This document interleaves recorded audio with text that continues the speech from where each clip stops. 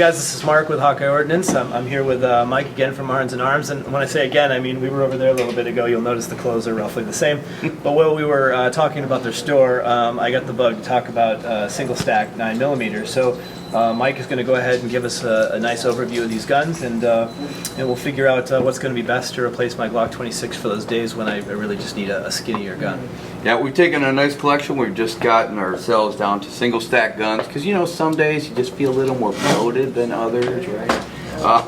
But you want a gun that you can draw well, a gun that's going to have stopping power, a gun that is safe to carry, and a gun that you're going to carry every day, because the best gun that you have is the gun you have with you.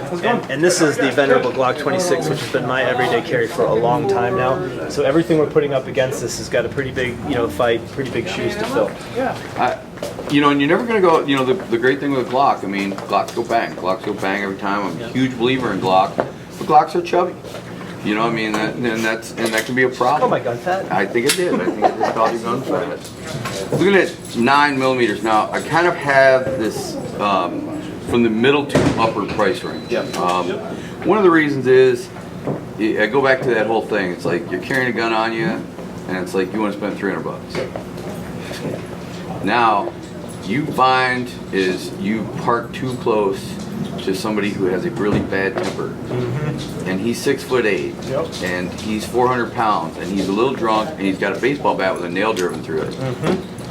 I'll come for you with your $300 purchase right now. Yeah, no, not so much. Right? No. Okay, so I want people that have really good, dependable guns, and I've also picked guns that are single stack but are on the slightly larger size, right? I agree with that entirely. The reason is because I want you to be able to draw a gun. If we look at a real time gun.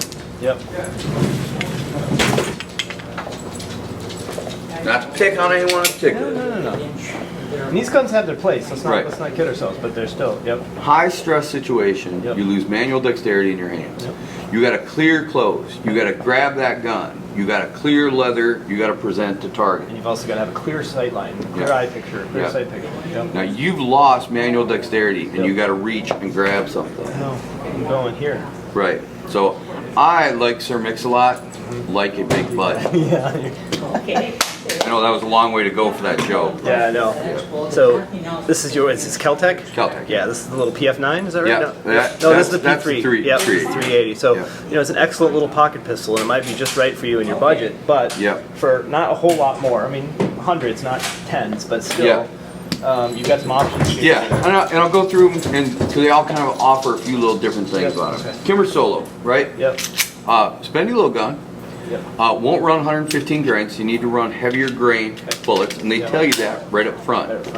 But the gun fires really smooth. Yeah, I noticed it that. resets long, but it fires smooth. Now, a lot of times for those of us who shoot competition and stuff, we want that really short trigger set, right? We want that Sig 226, pop, pop, pop, pop, pop. But when we lose manual dexterity in our hands, if that trigger reset is too short, we'll lose our trigger acquisition. Our finger will pop off the trigger, and we'll end up slamming on that trigger, and it'll throw us off. The trigger doesn't feel like anything I've ever shot before. It is very different. The Solo is very, very different. The one thing about it is because the trigger is so light, it does have a safety. So you do run this much in the same way you would run a 1911, in that you will drop that safety to engage the target. Now, the Smith M&P, the Shield, also has a safety, right? I'd never engage it. You don't need it. It is a much harder, more traditional striker trigger pull. It's grittier and a little bit stiffer, like you expect with a Smith. But man, is this gun nice to carry. It is so smooth and easy to carry. Look at that. Yeah. Do you have a Glock 26 around? Yeah. I don't want if mine's loaded, otherwise I'd... Alright, so here's the Glock 26. When you compare them and you see the difference, you might not think a half-inch is a big deal, but it is a big deal. No, I'm coming from a guy carrying a half-inch. I'm telling you, it's a big deal. I can tell you as a personal trainer and stuff, somebody who does a lot of work in the gym, to lose half an inch on your waistline is 10 pounds. Yeah. This is a really, I gotta be honest with you, what I like about this is the grip is a full body. I have a small hand, I mean, but this is a very full bodied grip. I feel like I've got something in my hands. The Shield is a fantastic draw. When you compare guns side by side as far as draw ability, how quick you can get that gun on target, the Shield is a real winner right there. Yeah, and then with the 26, it's like the first thing you do is get rid of these. Yeah. So I've got the XS on mine, which I really do like for the up close. That's excellent. So, all right. XDS. Now the XDS in single stack 45s. The XDS stands alone. There is no other competition to it. Sorry, Glock 36. It's the closest nearest thing, and it's still way behind. Okay. It handles that 45 round beautifully. Now in single stack 9, there's a lot of competition for it, but this is still a very good gun.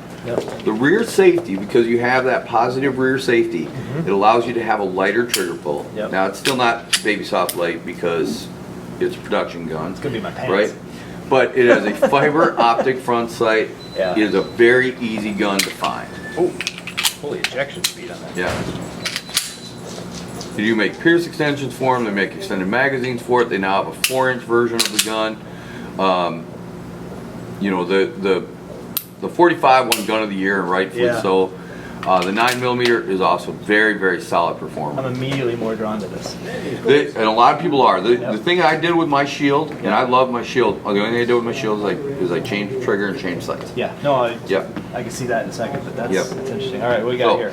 Now, this is the Kahr K9. This is the gun I'm actually carrying on right now. This is the elite version. Now remember we talked about the soft trigger here. This trigger is very much the same in that when you pull the trigger, the reset comes all the way back to the front here, right? So it's a long reset. Now normally we wouldn't want that, right? Except we're using this in a panic situation. High stress. We are scared out of our mind. We don't want a trigger that's going to stop travel here because our finger's going to come off and then we're going to end up slapping that trigger, right? So we want one that's going to go with it. Now what's nice is that it keeps steady pressure all the way through the pull and all the way through the reset. So it's very easy to ride that trigger. Ooh, heavy. Heavy gun, probably the lightest recoiling single stack 9 available. Because it has the weight. It stays right on target. And you can feel how that trigger is going to come right back. Now, I had actually, without that explanation, I tried this before, and I was like, yeah. Now, and what I've had my students do is I've had them shoot it, and they go, "Oh, I don't like that."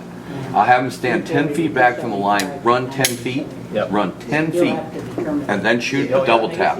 No, and if you guys aren't, and they love it. If you guys aren't with any gun that you're going to use for self-defense, aren't getting your heart rate up, like exercise, whatever you want to do before you do your dry fires or before you go to the range and practice, you're doing yourself a disservice for sure. And this trigger makes all kinds of sense it does. once you start breathing hard. Kahr's a cool company, and keep in mind, this is Kahr, kind of like Glock. This is all they make. They make single stack defensive carry guns. Kahr doesn't have a commemorative line. They don't have a collectible line. They don't do a competition line. They make this gun. They're very directly focused on it. Kahr owns other companies that make different guns, but this is what they do. Now I'm familiar with this one. I've got the 238. And this is an awesome shooting pistol. Actually, this one's even fun to shoot at the range. Which is rare. Very unusual. The 238, I think I really like. I carry my backup, my bug. The 238. If I'm somewhere where they absolutely positively don't allow me to carry a gun, that's the gun I carry with me. Yeah, exactly. I was having dinner. I went to Herman Cain. I was in town and I did a little fundraising for some, I went to this dinner and I ended up sitting at this like far table because this is how I am, and I was talking to his body man. And he was, I'm like, dude, did you see all the signs out there? And he's like, I don't see him. I don't see him anywhere to go. I don't even see him. I've never seen a guns not permitted on these premises. No, they don't show up. No, this is a beautiful firearm. I personally, because I carry Appendix a lot, just I'm not comfortable with that. And one of the nice things about this, one of the nice things about a cocked and locked gun that I find with new shooters.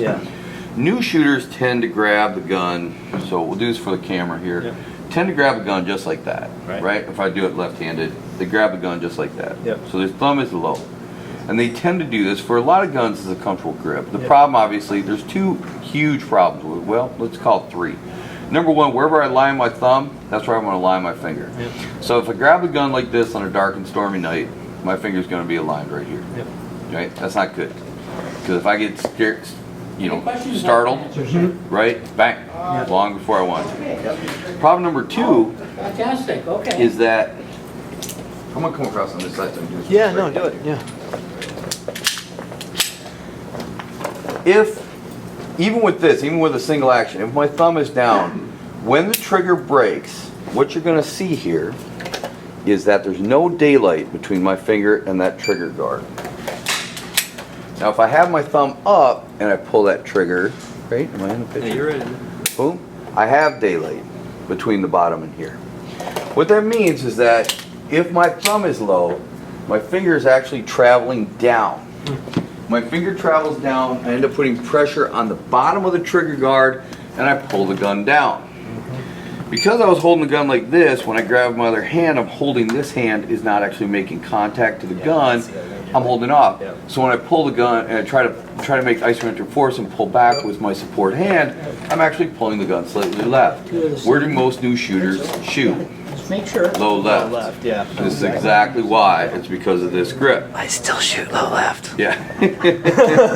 So one of the nice things that having a safety teaches people to do I have a box of ammo. I don't is have to that. ride Right. that safety all the time. Yep. Keeps that space open, so when they come in, their hand welds to that gun. Yep. They keep more contact. When they put their isometric force, it's straight back, straight forward. Perfect sense. And when they Yeah. pull, they're having that. Again, I've got two very important things right here where my barrel's sitting. One is Yeah. family related. The other is that big artery that keeps you breathing Yeah, and right. pumping blood to your heart. Now, the nice thing about this is the way that this gun is set up. Yep. There's a striker. There is a trigger safety Trigger system safety, in it. yep. So even if somehow we're able to make that hammer go forward, It won't go off. won't go off. Yeah. Got to pull the trigger. Yep. So number one criteria is that it's got to be covered. Yep. Right? Trigger guard has to be covered. So the nice thing about appendix draw is while the gun is pointed directly at the county seat, so to speak, Yeah, exactly. once it comes out Yeah. and you come into it touches your clear hand, Yep. You're out of the here. muzzle is pointed. So I always tell people it's like you're standing in the middle of a tire, Yep. muzzle's pointing at rubber, Yep. right? Oh, that's right. Right? So that's what we're doing, and it's actually the safest place to carry. If you have your gun back here and you pull, Yeah. gun clears leather, Yep. guess what? Yeah, Right. what I've been running lately is this is my 26, and this Yep. is the Mick holster. There's actually a couple of local manufacturers that make Yeah. this. I'll try to get their stuff up. I owe this guy a review. Yeah. But what I like about this is I keep this one in my briefcase with me with my gun because I can't carry at work, Right. but my briefcase can. Yes. Okay. So I keep this in there as a separate. And then when I come over to visit my friends at Arnzen, and I don't want to be the guy without the gun when I go to the gun shop, Right. or really anywhere I go, frankly, I can immediately turn this. And this thing is, I'm not going to draw it here because we're in a gun Yeah. shop, and I don't Yeah. like that. But if you were to, you put a little pressure on it, it pops away, and then you're immediately in the fight. So Yeah. it's a functional system. The only issue with this is if you're going to be running around a lot, you're sweaty, you get out of position, and you just have to be aware of that. Yeah. Everything can be trained around. So, yep. So this is a good mix of single stack 9mm Yep. that I think gives shooters a good option. I agree. You know, when you go cheaper with a gun, Yep. and you can do that, we tend not to carry a lot of them. And one of the reasons why I really push people is people will go, $300, that's really cheap for a gun. It is really cheap for a gun. Yep. It's really expensive for a piece of garbage. Yeah. Oh, that's a good point. You know? No, you're spending money to contain an explosion and transmit it in the Yeah. right direction. If you spend, $400 for this gun, Yep. 6 months later you decide you don't like it, you'll sell it for $350, $375, $400, depending on who you sell it to. If you buy a $300 Taurus and 6 months later you will find that you don't like it, Yeah. you're gonna sell it for $100. Or if you go to me, I might not buy it at all. Yeah. Right. Because you got 10 more. in the So back. you lose a lot more value on cheap guns than you do on quality guns. So definitely, I tell people buy quality, buy from companies who stand behind. One thing I say about each and every single one of these companies: Springfield, Kahr, Sig, Glock, Smith and Wesson, Kimber, these guys stand behind their guns. You know, Ruger's one of these great companies. They say we have no written warranty. We don't need one. We just stood behind every gun we've ever made since Bill Ruger moved out of his garage in 1953. Right? You know, I mean, Colt's been around since 1846, 1836. Right? They know how to make a gun. These are all companies that do the right thing voluntarily. And they stand by their guns. Cool. So it's a craftsman's business, and so that's. These are all fantastic guns. I'll be honest with you. I think that this is the one that I'm going to end up with. Not today, but very shortly. I'm pretty close. It's the fastest selling gun. It's the most popular gun of the last 2 years. What I really like you are about not it too alone. is that as a Glock shooter in competition and with my double stack, this gun feels natural to me. And Glock doesn't have anything like this in their line, so I don't really have an option there. Yeah. And so I'm looking for an alternative, something that's thinner. This is one that I also have lots of holsters for. You know, all the minimal carry companies are making the clips for them. This is an excellent firearm. Not that any one of these, with the exception of probably this guy, wouldn't be a contender for what I'm looking for. So. Yeah. Well, and it's like I said, they make an Apex mixed trigger for them. A couple number of different companies make good sights for them. Miklik recently ran this gun. It's hard to say, well, Miklik did it, so anybody can. On a moving IDPA target, 2 moving IDPA targets, and he shot them, reloaded, 6 on one, 6 on the other one. No, it's been really good. So there's no doubt in my mind that the Shield is an entirely capable, proficient gun. 9mm round. Anybody out there who thinks, well, you get a 9mm is a 45 set to stun. Look at what they've done with the 9mm in the last 10 years. It is absolutely astounding, the power of that round. All right, well, this has been amazing, Mike. Thank you so much. This is Mark with Hawkeye Ordnance, just telling you to be safe. This is actually Memorial Day weekend, so you know, God bless the vets and all the people out there that have fought so that we have an opportunity to enjoy fine firearms like this. How do we get a hold of you, Mike, if we have questions about guns? Well, Arnzen Arms, arnzenarms.com. We've got all of our inventory up there. We've got all of our store hours. We've got our contact phone number. Awesome. You can get a hold of us there. You can shoot us emails. Kate and Dan. Kate is on that phone, on that email, 24/7. I mean, she is on it like ugly on an 8. So we will definitely get back to you when you got questions. Fantastic. Coming here, we normally got a couple dogs to greet you as well, and you know, we try to be that well-lit, friendly gun store. That's awesome.